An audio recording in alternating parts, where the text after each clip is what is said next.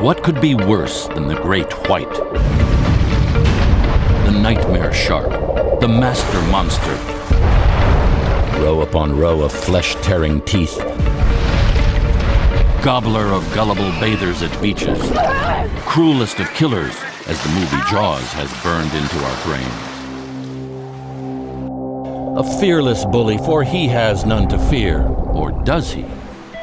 One sunny day near California's coastal islands, where about 100 great whites gather for 2 months every fall to dine on the sumptuous sunbathing seals, a tourist boat chanced on a surprising display. Is he eating the shark? Oh my God! A biologist was radioed. He rushed to the scene. When he got there, the great white beast was just scattered gobbets of flesh floating like flotsam.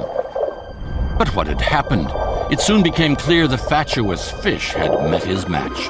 A magnificent mammal, Orca the killer whale, apex predator. The wolf of the sea had dispatched the fish-brained and shameful shark who'd been loitering, lurking near the landlubber's boat. There was a splash and then nothing. There was no blood, there was no thrashing around. This is really, really strange. The biologist was baffled. It was unprecedented. We just had no idea that could happen.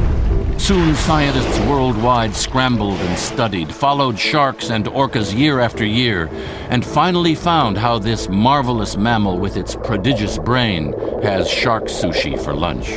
The orca are very, very smart, and they'll look at a particular prey item and they'll understand, okay, I need to attack it in such a way.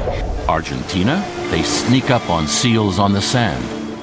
Antarctica, make waves, wobble the seal into the water. New Zealand, blow bubbles to root out a ray. But sharks, the fiercest of fish to fillet? There's different populations of orca around the world that specialize in hunting for sharks, and they hunt in a number of different ways. They will corral the sharks up, but it is dangerous for them to hunt sharks. They do it very carefully. They found that when the orca bumps the great white, flipping it onto its back, it's a pussycat, slumbering sweet for the sampling. The animal goes into this sleep, basically unconscious. If you turn a white shark upside down, it probably can't continue to breathe like that. Their learning abilities are so great that if one of them happened to do it and see that they kind of freeze or go into this state, they could communicate it to the other ones. And they might then get a hunting technique up that does this. Oh, and one other thing happened the day of the attack. Those 100 great whites feeding and feasting, it all fled in a flash. A great crowd of cowards, not a fin to be seen. They were more afraid of being there than they were about missing an entire season of feeding. So that's pretty remarkable. So there you have it. The great white can be frightened. It takes this exuberant, dapper wave dancer in tuxedo dress and killer of killers to outwit a great white. For Good Morning America, Bill Blakemore, New York.